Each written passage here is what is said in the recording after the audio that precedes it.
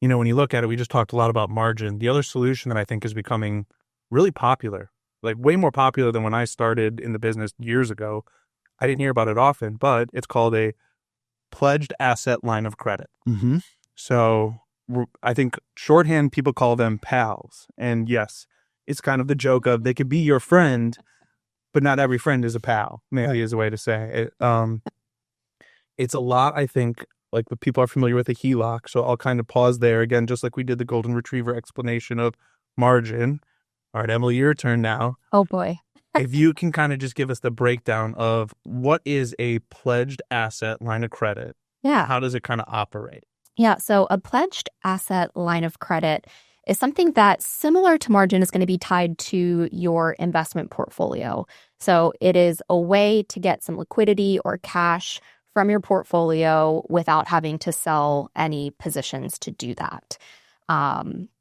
Again, similar to margin, only non-retirement accounts are eligible for lines of credit.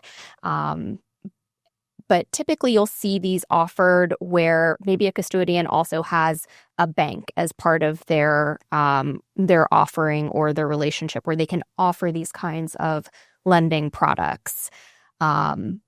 Very similar to margin. You don't have to have a specific purpose in mind for using the line of credit or even setting it up. So what we've actually seen a lot of is, people will set these lines of credit up just because they can.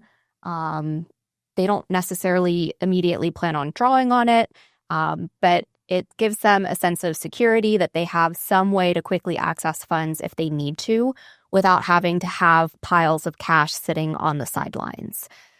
One thing that I think is really interesting with the pledged asset lines of credit is they may actually have higher borrowing limits than margin. So you mentioned 50% was the borrowing limit for margin, but depending on what you actually have inside of the investment portfolio, some types of investments may be eligible to be borrowed against at a higher rate than 50%. Not that you should, leverage your portfolio by 80%, but you may have a higher borrowing limit than 50% of whatever is in your non-retirement portfolio. So that can be really beneficial if you need a really large sum of cash for whatever reason for a temporary purpose. If you do set up a line of credit and you tap into that to get some cash for whatever reason, you just make regular interest payments. You can make principal payments at any time. So again, it's very flexible. Or not. And there's no set term for these loans. So if you think about a traditional line of credit that you might get at your bank, there might be a 10-year term on that or some other term that dictates how much your payments are going to be. But in this case, you really just have those interest payments that you're making regularly, and then you can or may not choose to make principal payments.